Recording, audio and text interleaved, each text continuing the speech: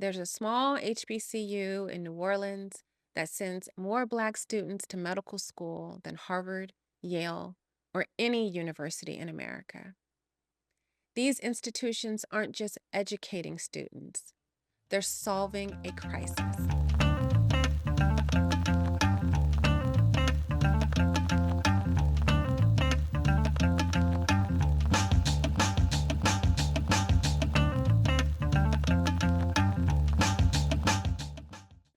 What does it mean to walk onto a college campus where you're not the minority? Where the professors look like you, the students look like you, the leaders look like you? Where you don't have to explain yourself or prove yourself or shrink yourself to fit in? Welcome to Prescribing a Healthier Future. I'm your host, Dr. Akilah Weber Pearson.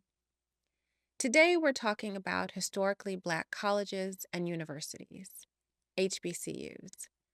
Not just their history, but what it actually feels like to attend one. What it does to a young person to be in a space where Black excellence is the norm, not the exception. Where high expectations meet unconditional support. Where your present isn't questioned, it's celebrated. But here's something most people don't know. There's a small HBCU in New Orleans that sends more Black students to medical school than Harvard, Yale, or any university in America. These institutions aren't just educating students, they're solving a crisis. HBCUs are producing the doctors, nurses, teachers, lawyers, engineers, and leaders who return home to the communities where they grew up, where their families live, where their friends are.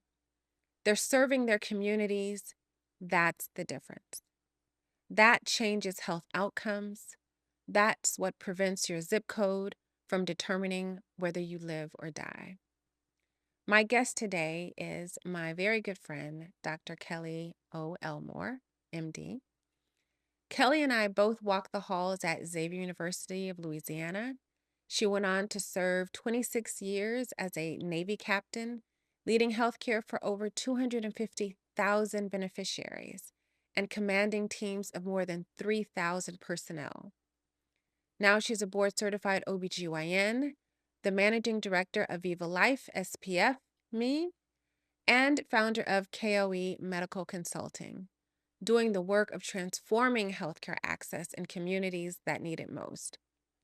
We both know what HBCUs gave us, but we're going to talk about the hard truth. These institutions are under assault, underfunded by billions of dollars, targeted by bomb threats, fighting for their very survival. And we're going to explore why that matters, not just for us, but for all of us. Because when HBCUs thrive, entire communities get healthier. Before we begin, if you value conversations about healthcare equity and building healthier communities, please take a moment to like, subscribe, or follow Prescribing a Healthier Future on whatever platform you're using. It helps us reach more people who need to hear these conversations. So, Kelly, let's talk about why HBCUs matter, not just for us, but for everyone. But before we begin, I want to thank you so much, so much for being here. Like I said in the introduction, you are my very good friend. You're my big sister. You're my mentor. I've known you for a very long time. Absolutely. And we were blessed to both attend Xavier University. You were there before me. Um, and we both graduated from high schools here in San Diego, Yeah. California, Yeah. far away from any HBCU. So, how did you end up choosing an HBCU? Well, let me just say first, thank you, Dr. Akilah Weber Pearson. Um, Ever since we met, I think we've always been helping each other be better Mm-hmm.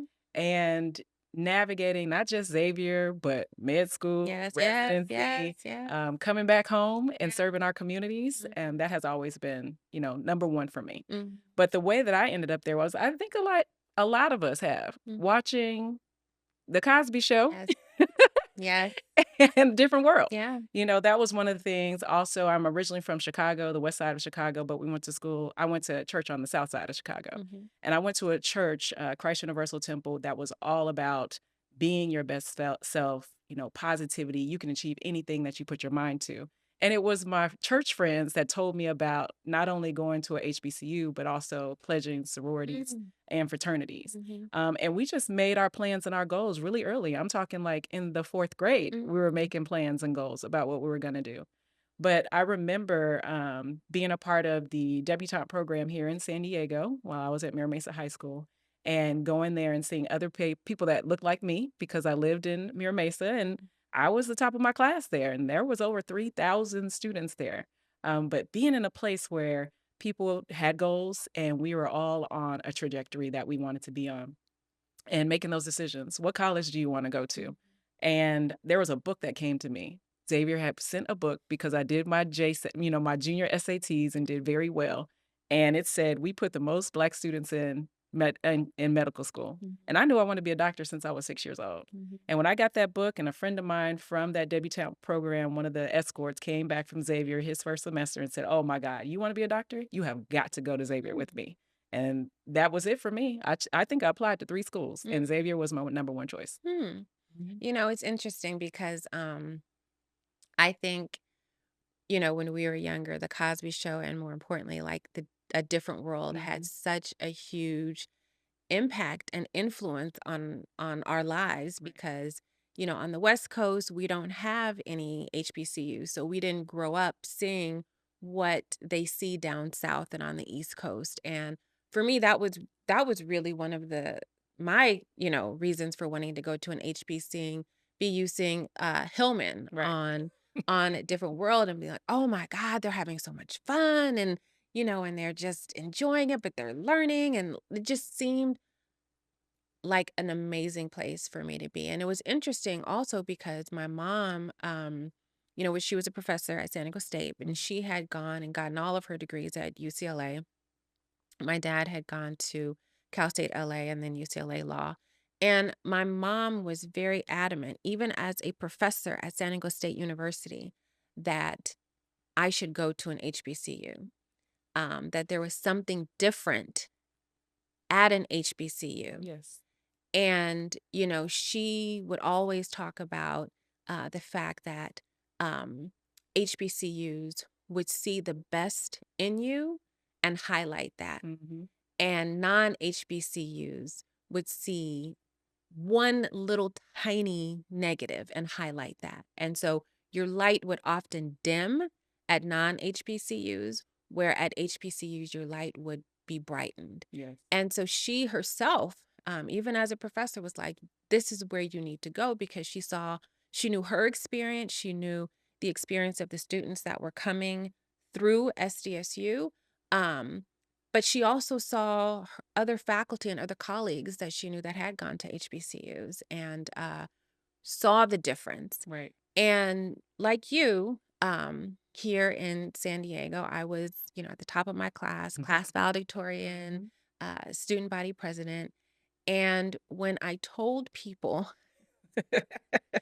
that I was going to Xavier, Mhm. because you know, I applied to almost everywhere, you know, Mhm. and people knew, oh, you got into UCSD, Stanford, Georgetown, UCLA, you know, you're going where? Right. What? Yes. Who? Yes. Why? Yes. You know, it was like, why would you do that?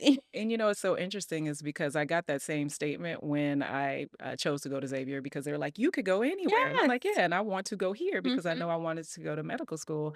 And I also, even though, like I said, I grew up in a spiritual home where I know who I am and whose I am. But I was like, something was missing because I lived, even though I'm from the west side of Chicago, my mom decided, you know what, I'd rather have the top education and no money Mhm. than have money and live in a place where I couldn't get a great education for my child. Mhm. And so I felt like I was missing something. You know, every time I would go back to Chicago and then come back to the suburbs of San Diego, I was like, something is missing from my life. Mhm. And it was when I went to Xavier that like you said, I finally felt like, oh, I've arrived Mhm. to somewhere where I don't have to be quote unquote special. Right. Yes, we're magnificent, wonderful, excellent, and all of those great things. Yeah. But I was around so many people Mhm. that I was like in awe. I remember a gentleman, he's now Dr. Daryl Rubin, but I remember him when I was a freshman and he was a sophomore. And he received a scholarship called the Rusev Scholarship. And I needed to, get more scholarship money. I had a partial scholarship. No matter how great my GPA was, I Mhm. had a partial scholarship and I needed to figure out how I was going to get more money to go to school. And I saw him standing up there. He had a 4.0. That was the first Black man I have ever seen in my life that had a higher GPA than I did. Mm. And I was like, and there were so many others. Mhm. And I said, oh, there's Black people that are smarter than me. I didn't Mhm. even know they existed. Mhm. So when I got there, I was like, oh, I am home. Mhm. And I remember our African American studies professor. And I just sat in that class and I was like, wow, had I known now, like if I knew then what I knew now, sitting in that class, I was Mhm. like, oh, I would have even been more Mhm. than I was. Mhm. Like understanding where you come from, who you come from, Mhm. and the deep rooted cultural excellence Mhm. and magnificence Mhm. is unstoppable. It is. It Yeah. is. It's interesting that you talk about home because Mhm. you and I just got back from homecoming Yeah. at Xavier, celebrating Xavier's centennial. Yes. They were founded in 1925. Also, our chapter, because Yes. we are both Deltas and you pledged me, Yeah. but our chapter is 85th, and my 25th reunion. Um, when I landed in New Orleans, I text a couple of my line sisters like 5:04 just to let them know that I had landed. And one of them responded, "Welcome home." Mm. Mhm. And it always like hits me that, people say, "Oh, I'm going to homecoming. I'm going to homecoming." It's very homecoming is very, very different at an HBCU. You Yes. truly, truly are going back home. Yes. And it's an amazing feeling being back on that campus, but tell me, what was it like being on campus that first year?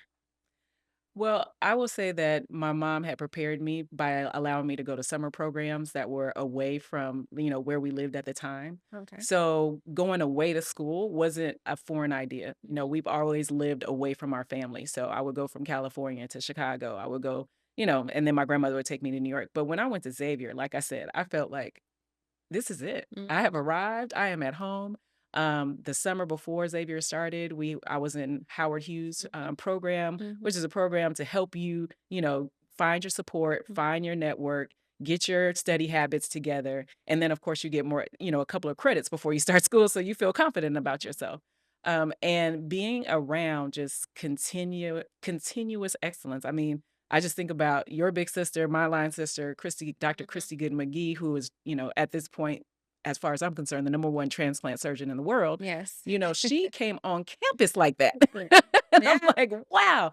But and it wasn't like, you see on some, Spike Lee's movie, you got the hottie toddies and the Mhm, people that don't speak to you. It was like everybody was there to support each other mhm, and to make sure that we succeeded as well as have fun and learn the culture of New Orleans. mhm. New Orleans has its own It culture. And when does. you say go home, I mean, when I left from Xavier, I had an accent. I made groceries. I didn't put them up, like gumbo, red beans and rice.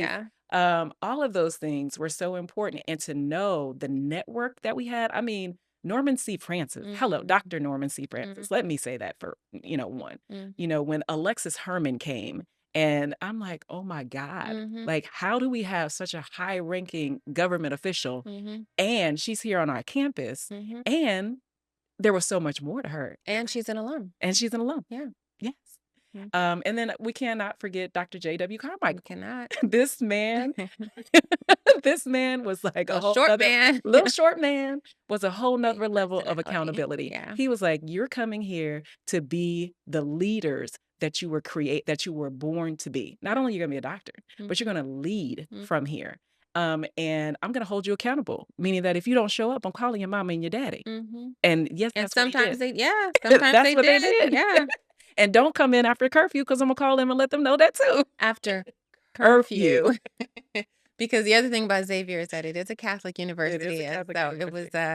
They were pretty strict on Absolutely. a lot of things. And when we went back to homecoming, I thought about that, Catherine Drexel, St. Catherine Drexel. Mhm. This is a woman that chose to take her earnings Mm, or her, inherited net worth mhm. and come to a location that most people wouldn't have gone to.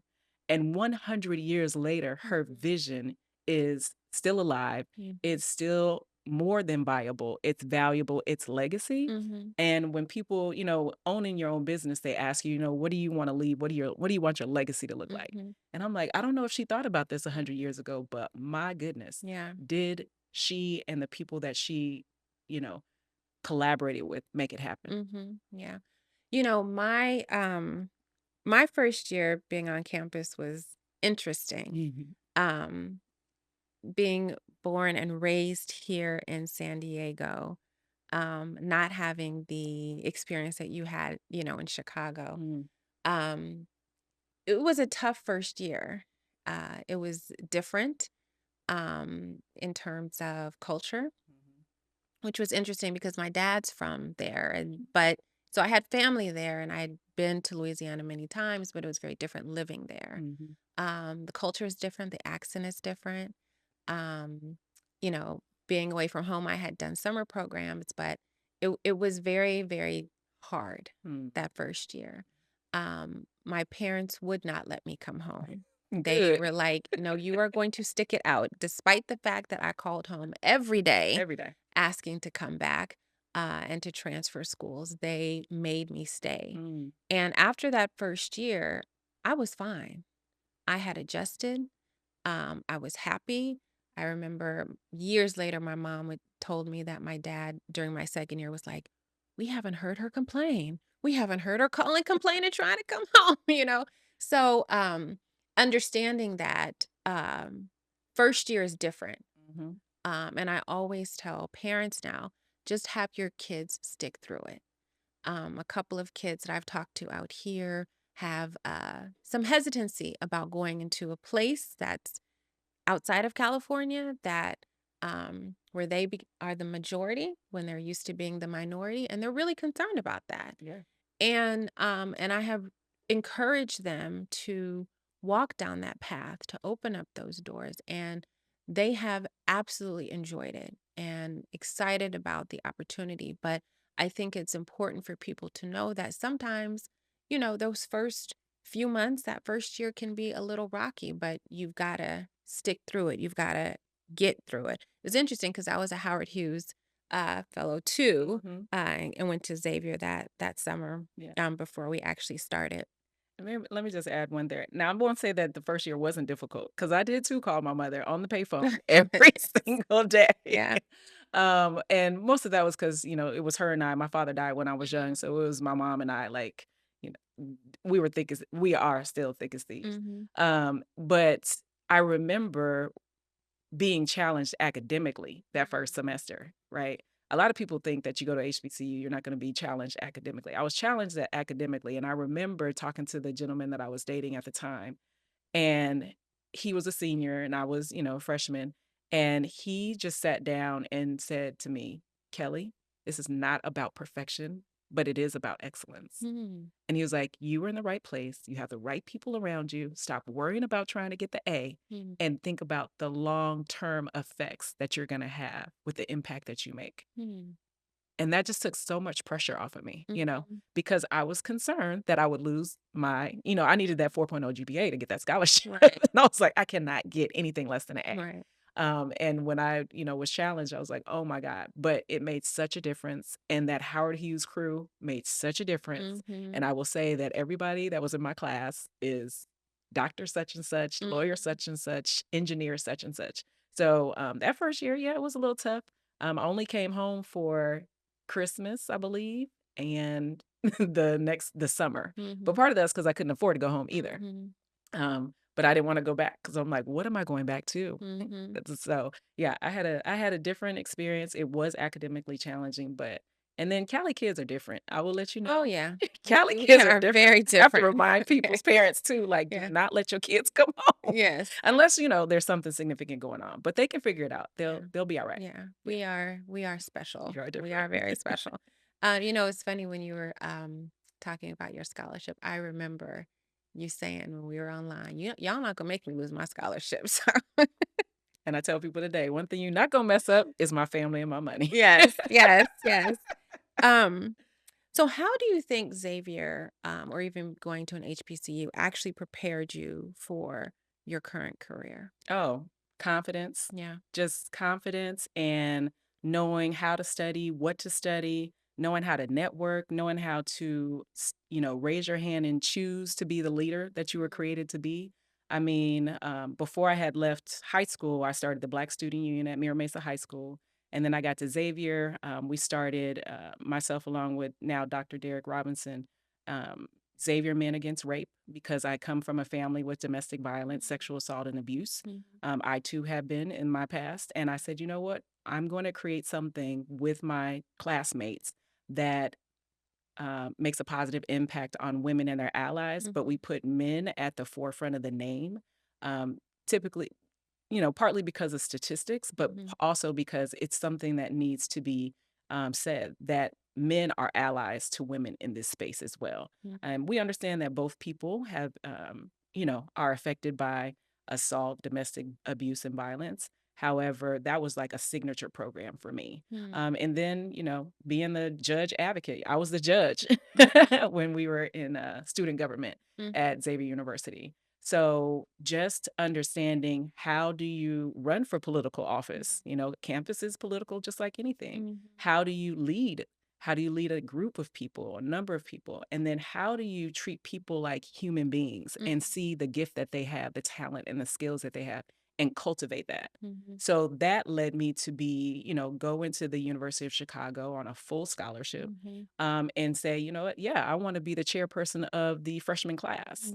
Mhm. That also led me to network with doctors, all around the campus when other kids were scared to do that. Mhm. And then I also received the HPSP Health Profession Scholarship from the military. So that also, Xavier said, go ahead. How are you going to pay for this school? Mhm. And I raised my right hand, and that's how I began my service because I wasn't afraid to serve all around, not just our country, but the world, Mhm. and to make a positive impact. So Xavier taught me all of those leadership skills, understanding your gifts and talents, knowing who you are and whose you are, the confidence that you need, and how to network so that you can achieve all the goals Mhm. that have been downloaded inside of you from my higher power, which is Yeah, God. no, that's amazing. And, I think that confidence is so key. Um, I look at it from not only from a medical standpoint, now from a parental standpoint, and you Mm, and I have children around the same age. Um, those years, 18 to 22, 18 to 23, are so critical in determining what type of person you will become. It's the first time that you are living away from home.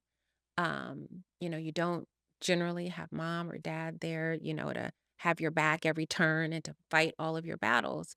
And that confidence is so key, especially when you think about minority communities or underserved communities, mhm, because the challenges and the obstacles that you will get later on in life are constant and can be somewhat overwhelming. But if mhm, you don't have that foundation of confidence, so I remember,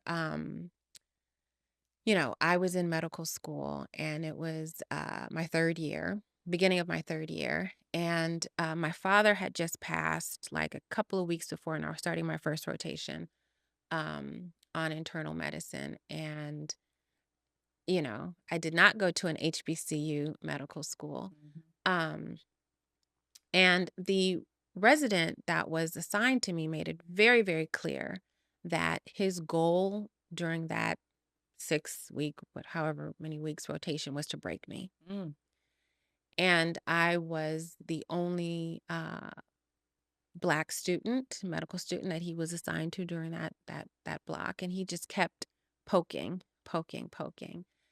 And this one time he was like, "Oh, Akilah, that's an interesting name. mm, What does it mean?" mhm, And, I've always taken a lot of pride in my name. My parents were very um, intentional about the names that they chose for my brother and I. And so I said, "Oh, Akilah, it's Arabic. It means wise, intelligent." And he looked at me. He said, "No, it doesn't. I know how to speak Arabic. They lied to you. That means stupid because you are stupid." Mm. And he looked at me and he was just waiting to see me crack and me fold. Mhm. And at that time, I had this thought in my mind. I said, such and such. One, I pledged, and two, I went to an HBCU. Like what you say is not going to make me Right, crack in front right, of you. right. And that was just one of many Mhm. instances that I have unfortunately had to deal with Right. throughout my professional career. Mhm. And if it wasn't for that confidence um, building and boosting and the love and the support that was poured into me during those 4 very critical years Mhm. at Xavier, then I would have, one, maybe not even gone into medical school, but also had this sense of doubt and uncertainty about who I am, whose I am, and what my potential is. And so I think those times are so, so, so critical Mhm. that you put your child, put yourself in a place that is going to nurture, that is going to support, that is going to build Right. um, you to be your best and not work to break you down. Because once you leave, the world will try to break you down. Yes. And I mean, that goes back to what we were talking about, just homecoming and just whether it's homecoming, you're coming on campus Mm, and you're coming home to a campus that really cares and loves you and supports you and wants you to be successful or you're going back. That also reminds me of, the resilience that we did gain being on Xavier's campus. mm, You didn't always you weren't always number mm, one, mm, right? You probably came from a school where you were number one, mm-hmm. but you weren't always number one. Right.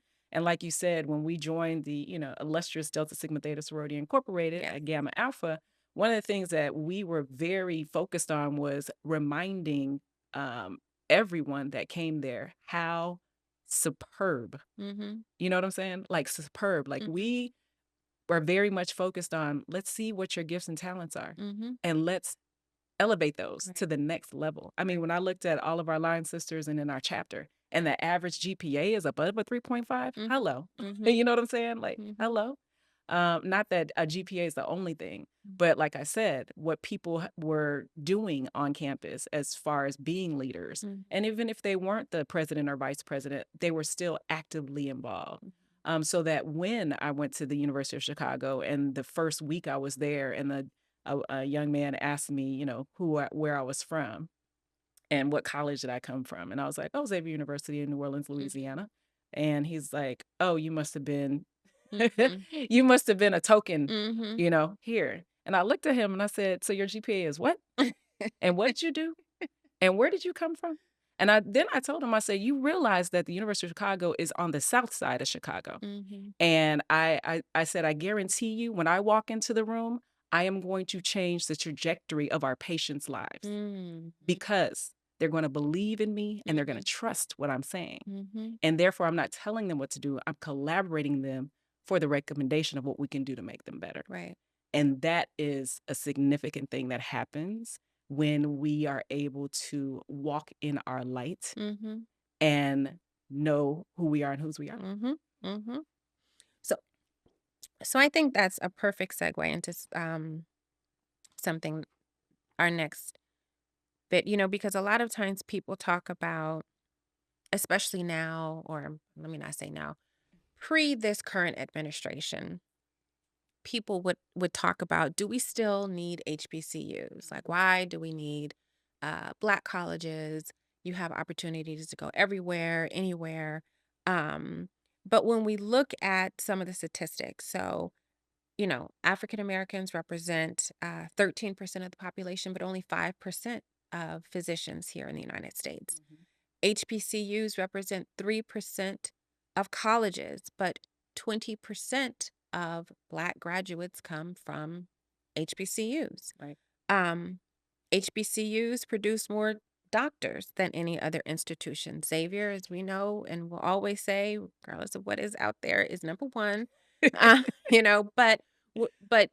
I know we have our back and forth with Howard. Mhm. Um, which is also another HBCU. Yes. However, when you look at Xavier's numbers, they send more Black students to med school than Harvard, Yale, any Ivy League university here in the United States. And so, you know, I talk a lot about social determinants of health and the fact that your zip code determines your health outcomes, and the fact that many communities lack access to quality health care. Um, how impactful do you think it is having HBCUs like Xavier and Howard that produce such phenomenal physicians? No, I think it still is one of the most important things that we can do in our American history, Mm. right? And present and future. The reason being is, like I said, there are so many students that a lot of times wouldn't even get a chance Mhm. to be able to go to a college like this. I say that Xavier is an Ivy League school, Mhm. personally. But there's a lot of people that wouldn't be able to get the chance. And then the fact that they're there and they're getting supported through school. I have friends that went to non HBCUs and they just did not have the same experience. Some of them, of course, were able to traverse or and navigate the experience. But I tell you, what their network is so different than ours. Mhm. Ours is like so deep. All I have to do is say XU or Mhm. Delta or, whatever else I was involved in while I was there. And doors just open, Mhm. you know? And I also know that because of where we're going in our healthcare system, and our wellness lifestyles, we have to have people that understand who we are Mhm. and understand the cultural differences that are going on. I also want to remind people that many of the HBCUs are actually even more diverse than they think. Mhm. There are so many, there are coming across the diaspora, Mhm. okay? There's so many people that still have that rooted blood that we talk about, right? But they are learning how to be compassionate, kind, supportive, loving providers, right? Leaders, so that when you are in an environment that everybody is not homogeneous in the environment, that you're able to take care of people in the way that need to. And even if I don't look like you, I'm going to try to understand you from your cultural identity so that I can help take care of you. You only learn that in places like HBCUs where we have to understand each other's cultural identities in order to be able to perform at our highest level, in order to create, in order to be able to innovate. I Mhm. mean, we all understand that many of the greatest interventions that have come out of the United States of America actually happen people of color, Mhm. right? I'm just reading the book, The Guest of Honor, which is the book about Teddy Roosevelt and Booker T. Washington's meeting. And so going back to the history of Tuskegee and Booker T. Washington and how they came together for a dinner and how he had to navigate his blackness in the country that wasn't ready for his blackness, even though he had, is the president of a school and had all of this education. Right. I mean, having that ability to be able to navigate not only in the United States of America, but around the world. And let me say the universe now, because we are not just living in this microcosm Mhm. here in the USA. We are living in a universe Right. that people are trying to explore. And Right. the only way that you're going to explore those things, if you are confident in who you are, whose you are, and know that you can innovate and network your way into any situation that you need to be in. Yeah. Yeah. Very, very, very well said. This current administration has at times decided to target certain minority groups, specifically, um, you know, African Americans or Black Americans Mhm. or members of the diaspora, um, as well as his base. In September of this year, multiple HBCUs, including Hampton, Virginia State University, Alabama State University, Clark Atlanta University, Southern University, and Bethune Cookman, received terrorist threats forcing campus lockdowns. In 2022, at least 57 HBCUs received bomb threats during January and February alone. And the FBI have called all of these threats racially motivated acts of intimidation. When you hear about some of these threats against our HBCUs, what do you think about? What goes through your mind? It's very interesting for me because having the military background, I know that we are still a superpower. Mm, It's also interesting for me because, of course, we all have our group chats and the people that we text and talk to. And so when, one of my line sisters out of Texas received a letter and shared it with us, as well as my pastor when I lived in Bethesda, Maryland, Reverend Howard John is what we call him, received a letter from his son who was at Hampton University. It really struck me. It struck me because I said, that wasn't what we had to worry about when we were at Xavier. I didn't have to worry about whether or not, the threat was from my American culture in that way, mm, right? We were concerned about foreign threat. mhm, Um, and mm, knowing that our kids have to experience something like that, especially when a lot of times you're leaving a place. Like I said, I'm from the west side of Chicago. So bomb threats and shotgun and violence is not unheard of. But when you go to a place where you feel like you're like in this microcosm and that you're safe mm, and nothing's going to happen to you and you have something like that happen, it does bring up a sense of anxiety. But the other thing is, I also know, having been in the military, that my leaders, the ones that I came up under, they would never allow our students to be taken down or taken out. mm, They would never allow that. The real leaders, the real military leaders, the real armed forces would not allow that. But even more importantly, our presidents of the HBCUs mm, would not allow that. mhm, Our religious, or our spiritual foundation mhm, would not allow that. mhm, People will come out the woodwork, mhm, and we are going to fight for our kids to be safe and get the high quality education that they deserve. mhm. And I think one of the other aspects of it is that the communities would not allow that. Yes.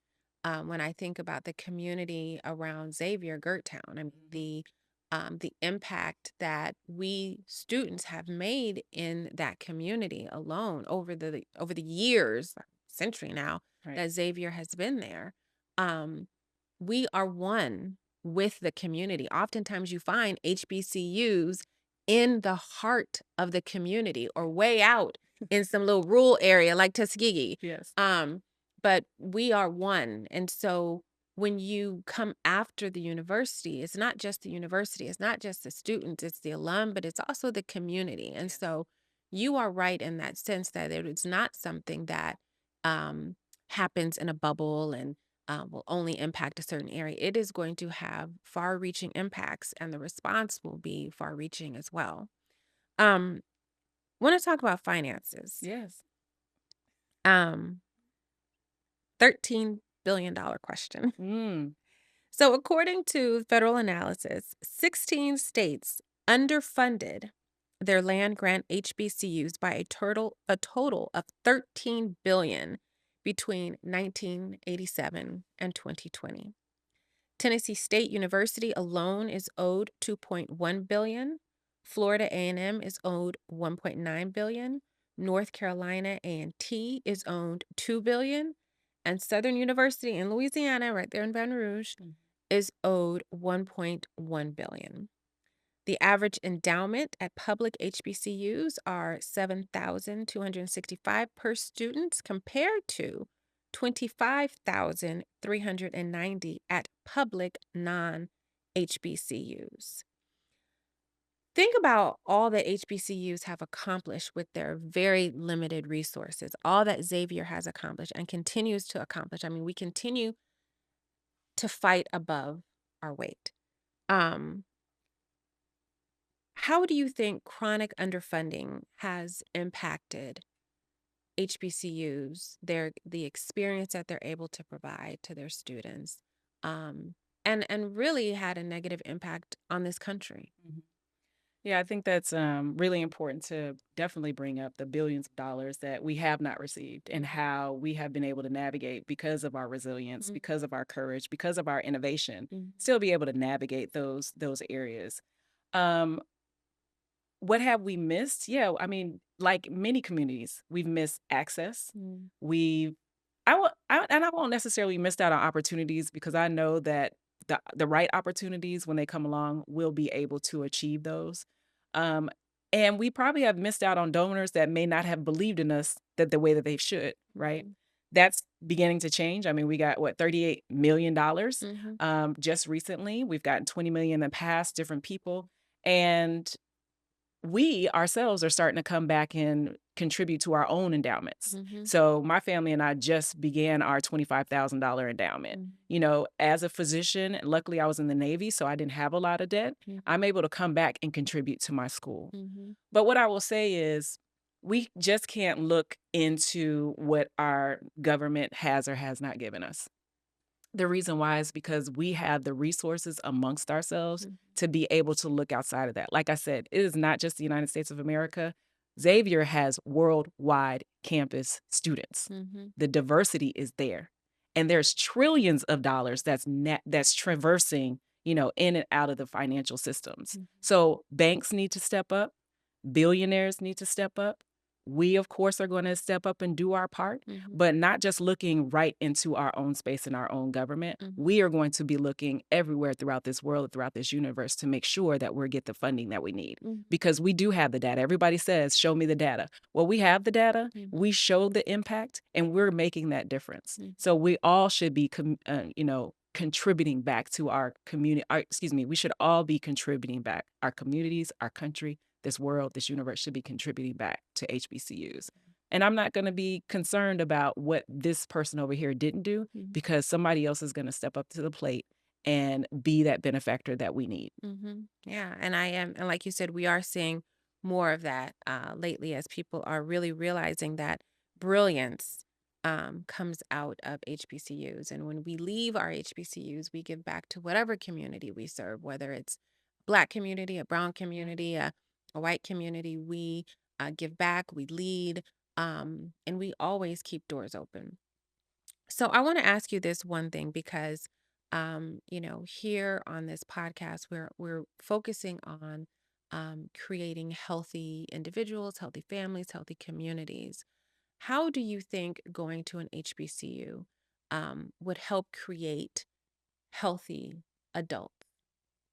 Well, like I said, going back to that self confidence makes a huge difference. That networking, that collaboration, when you're in a space where you're not crabs in a barrel, but you're actually helping each other become better people each and every day, Mm-hmm. you're taking that, you're taking that from Xavier or whatever HBCU, or excuse me, wherever you went as far as a HBCU, and got that cultural understanding so that when we come out here, we're not competing against each other Mm-hmm. for the same resources. We're collaborating with each other so that we can build these healthy communities. One of my, very much focused on KOE medical consulting is to educate, encourage, and inspire people live their healthiest and wealthiest life. Mm-hmm. So when I know that I can reach out to you or I can reach out to my, best friend that's a transplant surgeon or the other 8 Black OBGYNs here in San Diego and get the resources that or information that we need for our communities. When I know that because of who I am and how I present myself and how I care for people, that even people that don't look like me, they're like, you know what? She's a leader in what she does. And we want to collaborate with her in what we're doing. And that allows us to be able to say, you know what? We understand that there are social determinants of health. I came from many social determinants of health, Mm-hmm. right? But I'm not going to leave my community, my country, the way that I found it. Mm-hmm. And many of us are doing the same. We pride ourselves in service over everything, Right. and making sure that our families thrive, not just survive these situations. And it doesn't matter what socioeconomic point you're in. I mean, we just came from doing a service project, recently, Mm-hmm. making sure that people have food to eat, Mm-hmm. making sure that, holidays, during the holiday season, that they're going to have toys and gifts to open.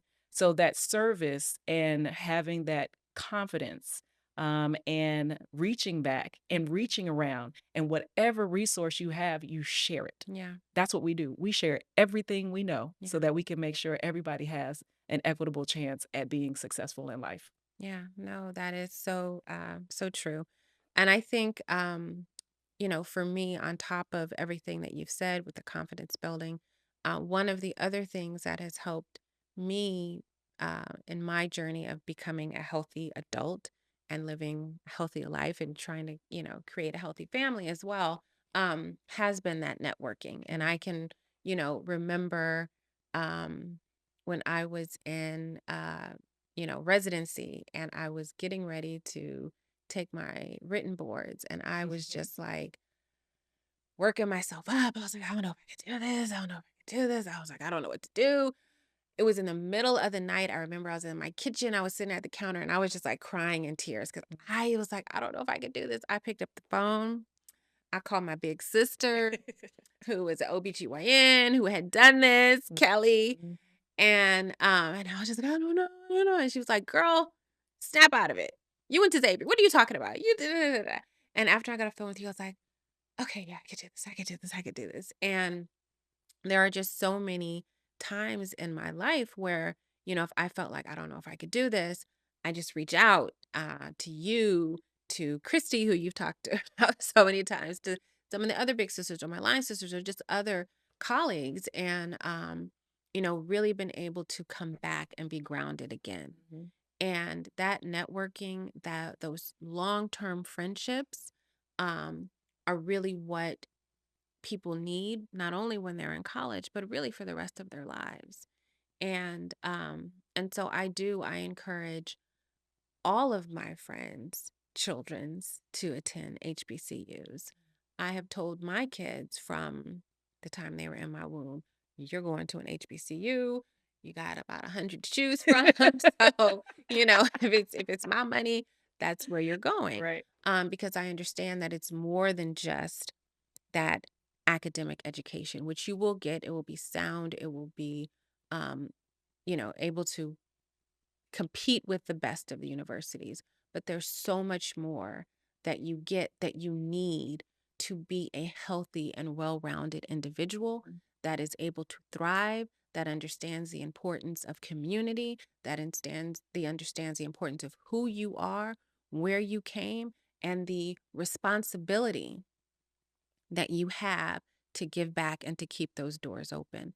Those are all things that are taught to you, that are instilled in you at an HBCU that you will not get anywhere else. So true. So Yeah. true. That responsibility part, I love that Yeah. because that's what service is. Yes. It's, to whom much is given, much is expected. Yeah, Absolutely. definitely. Yeah. Well, thank you so much for My pleasure. joining me today. Always appreciate getting tad bits of wisdom from you, and have for, gosh, since 25 plus years. 25 plus years. I was like I 27. remember Yeah. that phone call like it was yesterday. I Yeah. remember that phone call, Yeah. and look at you now. Yo, We're look at and us now. I'm just saying, we are extremely, extremely proud. Oh, We are thank extremely you. proud, and we know that it's hard work. Well, I got some huge shoes to fill in, always trying to, go behind my big sisters, because you all will forever be my big sisters, but you all have done some amazing things. And like I said, kept those doors open for all of us to be able to walk through. But that's what is expected of you when you attend an HBCU. Absolutely. So thank you again. Sitting here with you reminds me of why Xavier mattered so much. You took everything that place gave you, the confidence, the training, the belief that you could lead anywhere, and you went out and proved it. 26 years in the Navy, my goodness. Thousands of lives delivered through, as an OBGYN, leaders mentored, communities transformed through KOE medical consulting. This is what HBCUs do. They take people like us and show us just what we're capable of, that we're exceptional, and then we go back and we lift up others. So that's the legacy that we're fighting for. And to everyone that's listening, HBCUs are not a relic of the past. They're not nice to have, they're essential. They're saving lives. Right now, in communities across this country, there are people who can't access quality health care. And your zip code should not determine whether you live or die. But right now, unfortunately, it does. HBCUs are producing the doctors, the nurses, the pharmacists, and healthcare professionals who go home, who practice where they grew up, who treat their neighbors, their family friends, the people that they know. They're not just serving patients, they're serving their communities. That's the difference. That's what changes outcomes.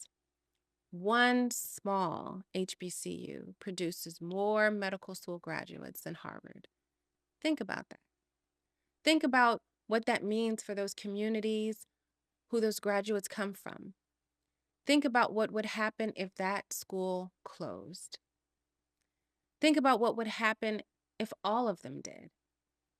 These institutions taught me that excellence isn't about having the most resources, it's about having the most heart, the deepest commitment, and the strongest belief in what's possible. That's what HBCUs do. They take students from communities that have been overlooked and show them that they are extraordinary.